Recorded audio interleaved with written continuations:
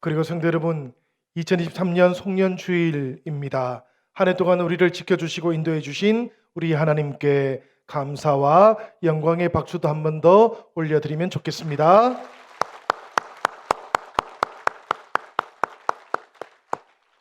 그리고 또 한 해 동안 이 믿음과 순례의 길 함께 동행해 주신 우리 성도님들 서로에게도 우리 함께 인사 나누면 좋겠네요. 함께 동행해 주셔서 감사합니다. 인사 나누겠습니다.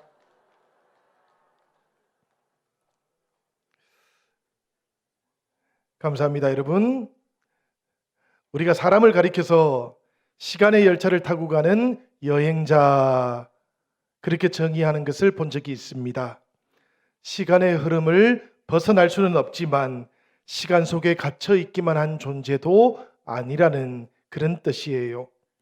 지혜로운 인생 생각을 해보면 시간의 흐름을 슬퍼하지만은 않습니다. 그때그때 시간 속에 담겨 있는 하나님의 뜻을 깨닫고 이것을 누리며 살아갈 줄도 알기 때문이에요. 2023년 마지막 주일을 맞이하면서 우리들도 지나온 한 해를 돌아봅니다. 한 해 동안의 세월의 흐름을 돌아보면서 하나님 앞에서 어떻게 살아왔었는지도 돌아보고요. 그리고 오늘을 다시 결단해 보기도 합니다.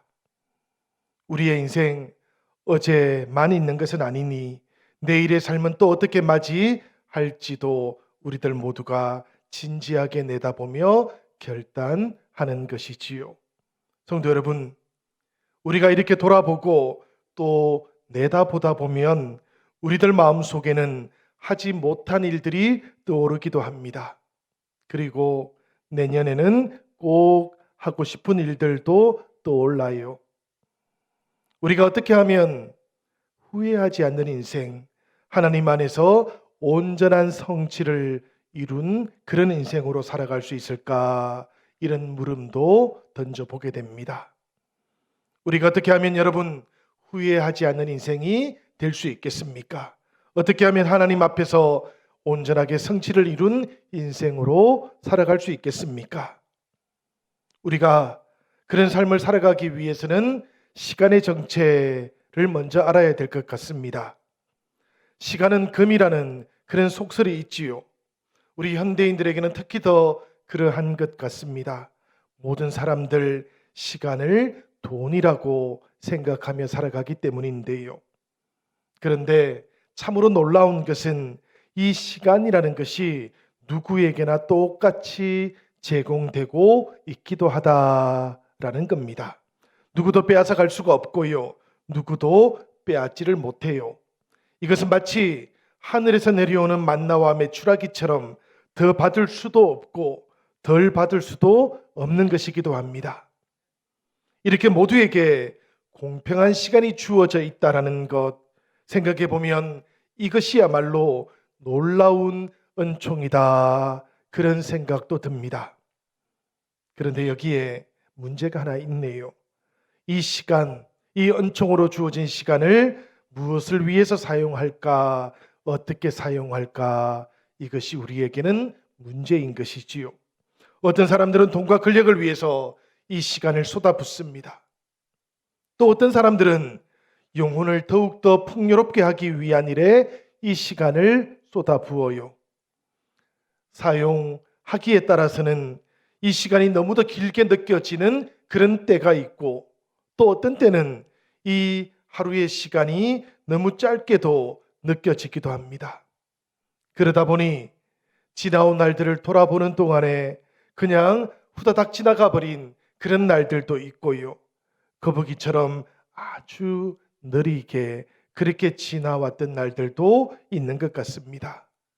시간이라고 하는 것, 그래서 알다가도 모를 것인 것 같기도 해요. 오늘 말씀을 보니까 날 때가 있고 죽을 때가 있다, 이렇게 말씀하고 있어요.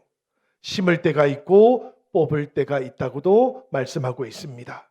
병들 때가 있지만 치유의 때가 찾아오기도 하고요.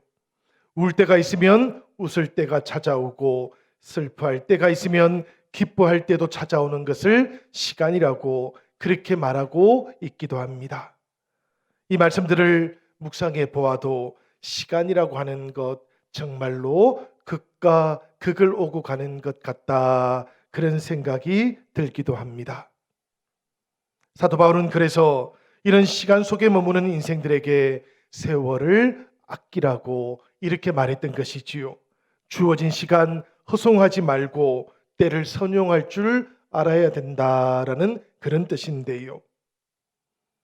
성공의 수단이니까 시간을 아껴 쓰고 쪼개 써야 한다, 그런 뜻은 아닙니다, 여러분.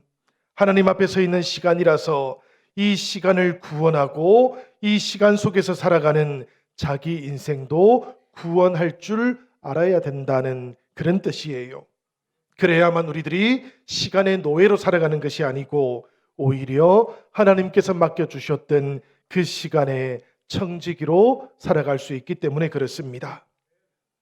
그런데 여러분, 그러하다면 왜 사람들은 그런 줄 알면서도 때때로 시간의 노예가 되어버리는 것일까요?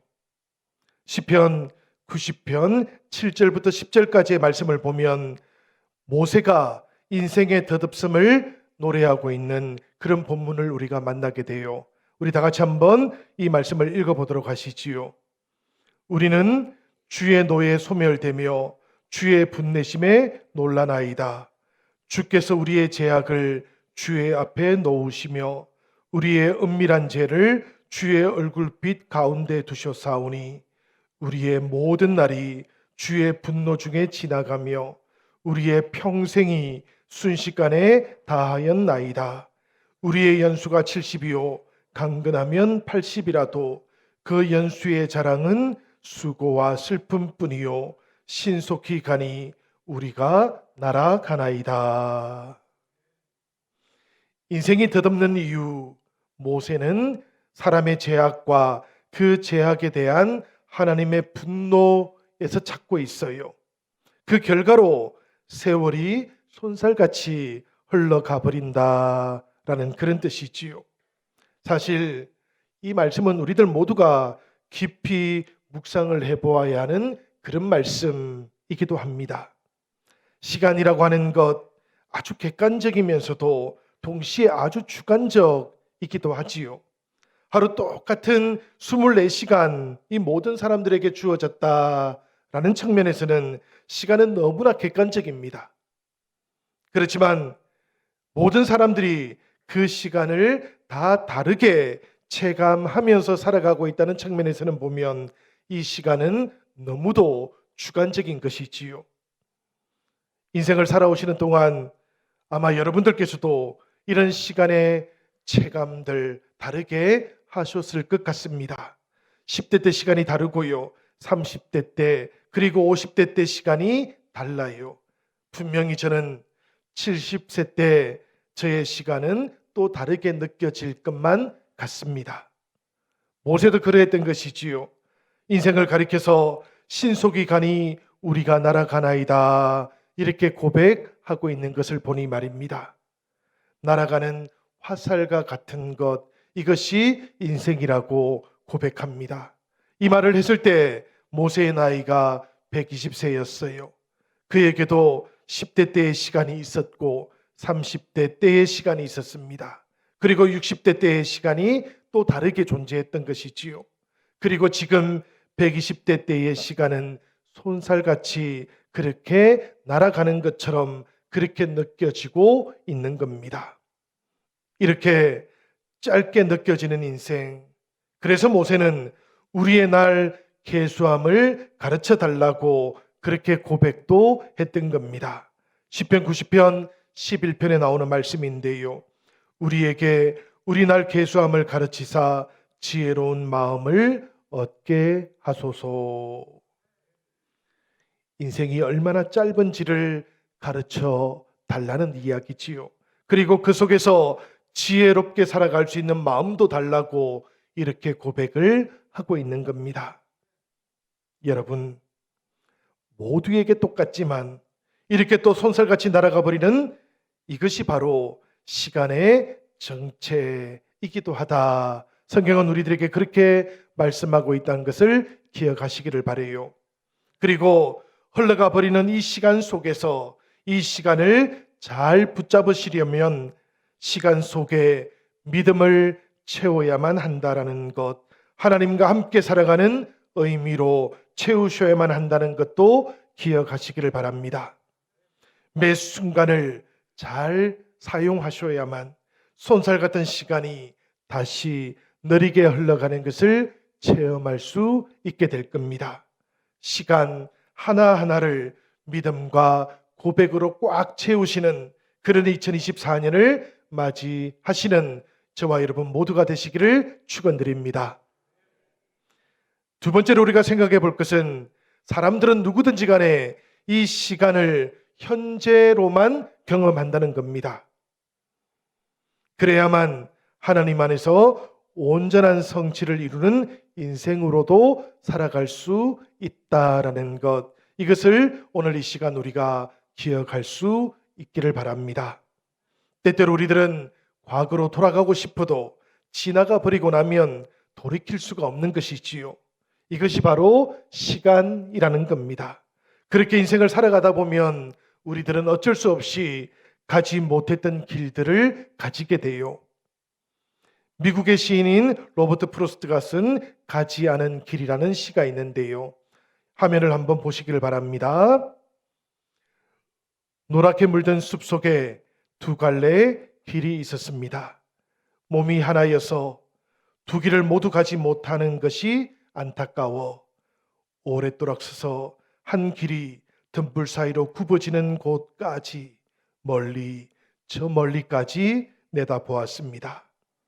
그리고는 다른 길로 나아갔습니다. 나는 한숨을 쉬며 말하겠지요. 까마득한 예전에 두 갈래 길이 있었습니다. 그리고 나는 사람들이 적게 간 길로 나아갔고 그것이 모든 것을 바꾸었다고. 그러합니다, 여러분. 선택한 길, 이 길이 우리의 인생을 결정해버립니다. 과거로 되돌아가고 싶어도 되돌아갈 수가 없어요. 그런데 여러분, 과거는 그렇게 아프고 아쉽더라도 그렇기 때문에 그대로 놓아두어야 하는 것이기도 합니다. 우리가 과거를 성찰하기는 하지요. 그러나 그것은 우리들이 과거에 매이기 위해서 하는 것은 아닙니다. 오늘을 잘 살아가기 위해서 지나온 시간들을 돌아보는 것이지요. 이 오늘이라고 하는 시점을 잃어버리고 나면 우리들은 과거에 매이게 되고 결국에는 과거의 노예가 되고 마는 겁니다. 여러분, 살아가는 시간은 늘 현재라는 것을 기억하시기를 바라요. 유대인의 율법 해설서인 미드라시에 보면 이런 이야기가 하나 나옵니다. 어느 날 다윗 왕이 궁중에 우두머리 보석 세공인을 불렀어요. 그리고는 명령을 하나 내립니다. 자기를 위해서 반지를 하나 만들어 달라는 명령이었어요. 그런데 그 반지에 다윗은 자기가 큰 승리를 거두어서 기쁨을 억제하지 못할 때 그것을 조절할 수 있는 글귀를 하나 넣어달라, 이렇게도 명령을 내립니다. 그리고 또 그 글귀가 절망에 빠져 있을 때에는 절망으로부터 나를 이끌어낼 수 있는 것이기도 해야 된다고 그렇게 명령을 내렸어요. 이 보석 세공인은 명령대로 아주 아름다운 반지를 하나 만들어내었습니다. 그렇지만 거기에 새겨 넣을 마땅한 글씨가 생각이 나지 않아서 걱정하기 시작했어요. 그리고 그러다가 지혜의 왕자였던 솔로몬을 찾아갑니다. 그리고 이 왕자에게 이렇게 말을 해요. 왕자님, 왕이 명령하신 그런 글귀로 무엇을 써넣으면 좋겠습니까? 그러자 솔로몬이 대답합니다. 거기에 이렇게 써넣으십시오. 이것 역시 곧 지나가리라. 그러면 승리의 순간 교만하지 않게 될 것이고 실패의 순간 절망하지도 않게 될 겁니다. 그러합니다, 여러분.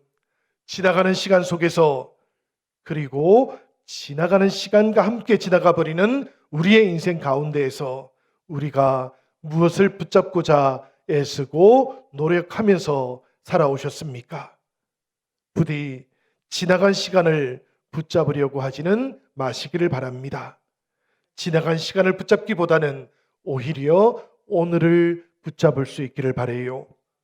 지나가버린 행복에 빠져버리면 우리는 교만하게 될 것이고, 흘러가버린 실패를 또 우리가 붙잡으면 우리는 절망해버리고 말 것이기 때문입니다.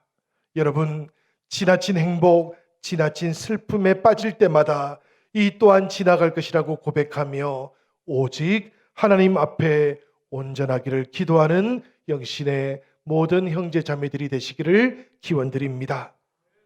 우리가 그렇게 기도하기 시작하면 하나님께서는 우리들의 현재를 구원해 주십니다.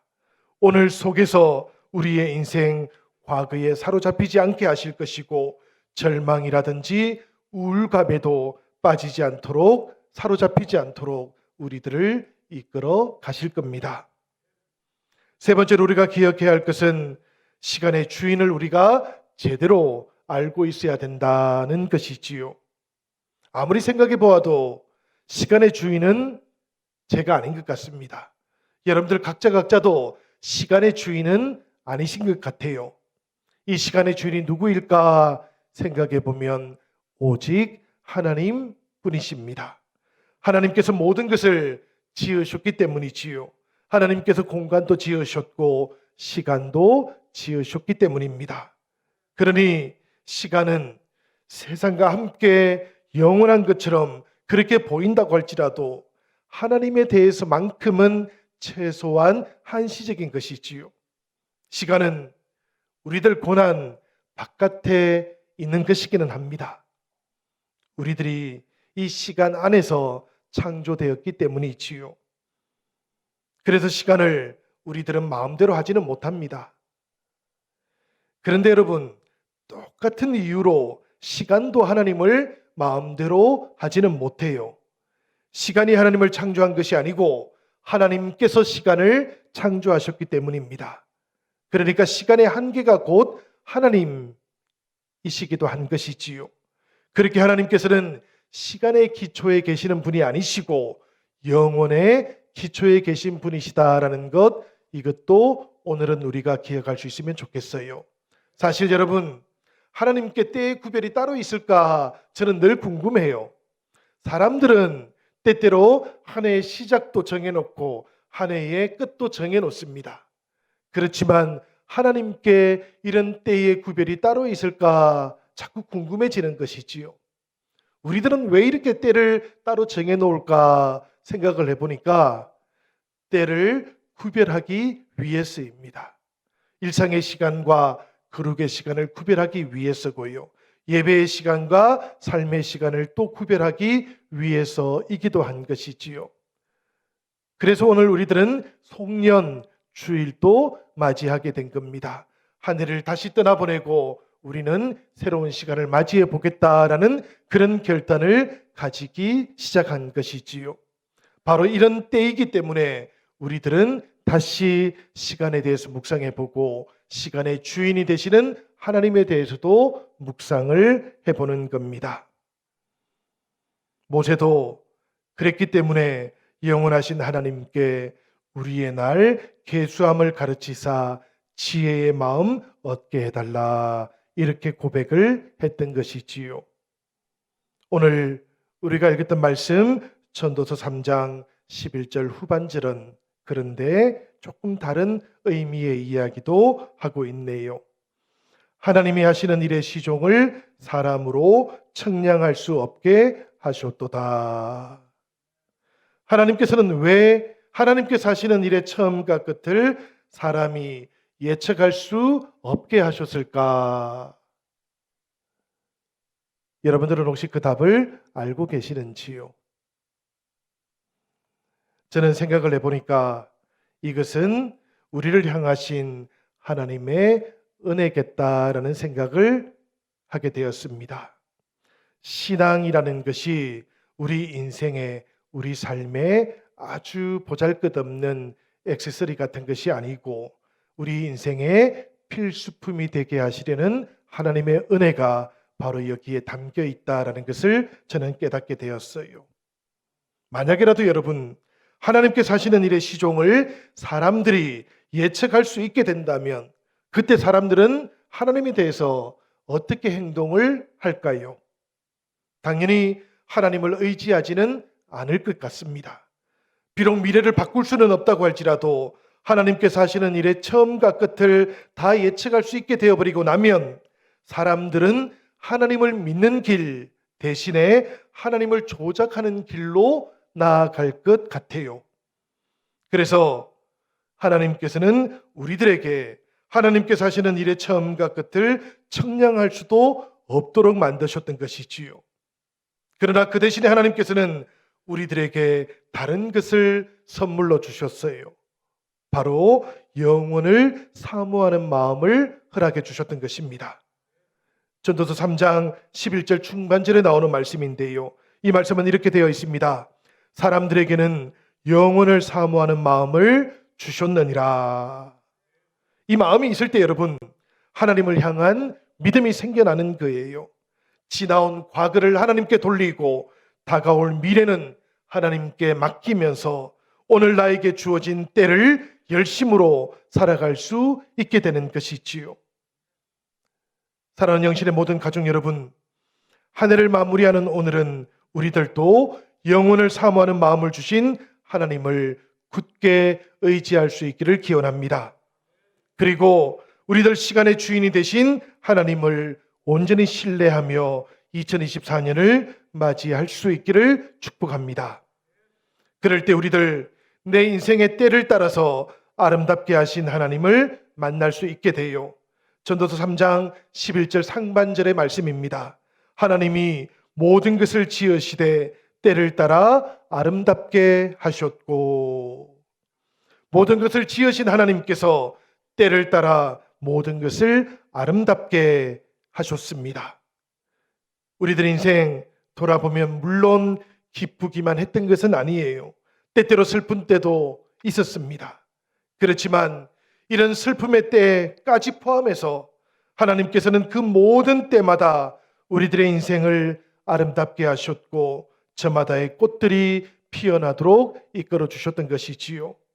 여러분, 우리들도 하나님께서 우리에게 허락하신 영혼을 사모하는 마음으로 우리의 지나온 때를 돌아볼 수만 있다면 시인 정현정의 고백처럼 모든 순간들이 다 꽃봉오리였다라는 것을 고백할 수도 있게 될 겁니다. 모든 순간이 다 꽃봉오리였다는 이 시는 이렇게 시작이 돼요. 나는 가끔 후회한다. 그때 그 일이 노다지였을지도 모르는데, 그때 그 사람이, 그때 그 물건이 노다지였을지도 모르는데, 더 열심히 파고들고 더 열심히 말을 걸고 더 열심히 귀 기울이고 더 열심히 사랑할 걸. 밤벙어리처럼 기머거리처럼 보내지는 않았는가. 우두커니처럼 더 열심히 그 순간을 사랑할 것을, 모든 순간이 다 꽃봉오리인 것을, 내 열심에 따라 피어날 꽃봉오리인 것을. 여러분, 이 때의 아름다움을 우리들이 느끼지 못하고 있다면 이것은 우리들 안에 영혼을 사모하는 마음이 상실되어 있었기 때문일 겁니다. 영혼을 사모하는 마음이 우리들 안에 있다면 날 때와 죽을 때, 심을 때와 거둘 때, 울 때와 웃을 때, 슬퍼할 때와 춤출 때, 그 모든 시간들이 분명 다 아름답게 보일 거예요. 우리 영혼이 하나님과 잇대어 있기만 하다면 사는 일이 하나님의 뜻인 것처럼 여러분, 죽는 것 또한 하나님의 뜻이라는 것도 받아들일 수 있을 겁니다. 여러분, 이런 고백과 이런 깨달음이 바로 영혼을 사모하는 마음으로부터 나오는 겁니다. 우리들 이 영혼과 잇대어 있지 않으면 순간 속에 있는 아름다움을 우리들은 발견하지 못하게 되고 말 겁니다. 영혼과 잇대어 있지 않다면 우리들의 시간도 더덥게 되어버린다는 것도 기억하시기를 바랍니다. 그러나 정반대로 영혼을 사모하는 마음은 우리들 모두의 인생이 온전하게 나타나도록 만들고 시간이 충만해지도록 만들어 주는 것이지요. 그러니 여러분, 이 지나온 한 해를 이제 돌아보십시다. 사랑했던 사람을 떠나보냈습니다. 때로는 직장을 잃어버린 사람들도 있습니다. 슬픔 때문에 하루도 더 살지 못할 것 같았던 그런 날들을 지내오기도 했습니다.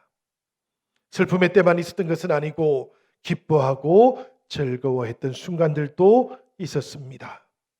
결혼을 하고 집을 사고 아기가 태어나기도 했습니다. 그렇지만 여러분, 이 송년의 날 돌아보면 마치 한 해가 지나가 버리는 것처럼 내 인생에 남겨진 시간이 더 단축되어 버린 것처럼 그렇게 느끼고 계시는 분들도 있을 수 있겠습니다. 기쁜 일도 슬픈 일도 때로는 덧없을 수 있다는 그런 말씀이에요. 그럴 때 우리들은 하나님께서 주시는 영혼을 사모하는 마음을 회복할 수 있어야 되는 겁니다. 이런 마음을 통해서만 좋은 일뿐만 아니라 슬픈 일 속에서도 모든 때를 아름답게 하시는 하나님을 다시 만날 수 있기 때문이에요. 그리고 나면 덧없는 시간, 우리들은 소중한 시간으로 다시 만나게 될 겁니다.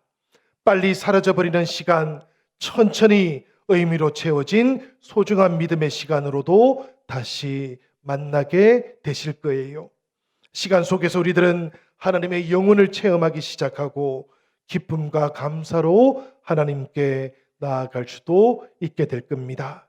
그러니 성도 여러분, 한 해를 마감하면서 덧없는 시간에 실망하지 마시고 우리 주님의 시간, 하나님의 시간과도 만나시기를 바라요. 그리고 그분의 시간을 누리시고 나누시기를 바랍니다. 바로 주님의 시간 속에 행복이 있고 미래가 열리기 때문입니다. 오늘은 우리들 이 말씀을 마치며 전도서 3장 12절과 13절 말씀을 함께 읽어보도록 하겠습니다. 우리 다 같이 읽겠습니다. 사람들이 사는 동안에 기뻐하며 선을 행하는 것보다 더 나은 것이 없는 줄을 내가 알았고 사람마다 먹고 마시는 것과 수고함으로 낙을 누리는 그것이 하나님의 선물인 줄도 또한 알았도다. 아멘. 이 하나님의 선물로 인해서 지나가 버릴 삶이 충만한 삶으로 바뀌는 기적, 영신의 모든 지체들 가운데 충만하게 임하시기를 우리 주님의 이름으로 간절히 축원드립니다.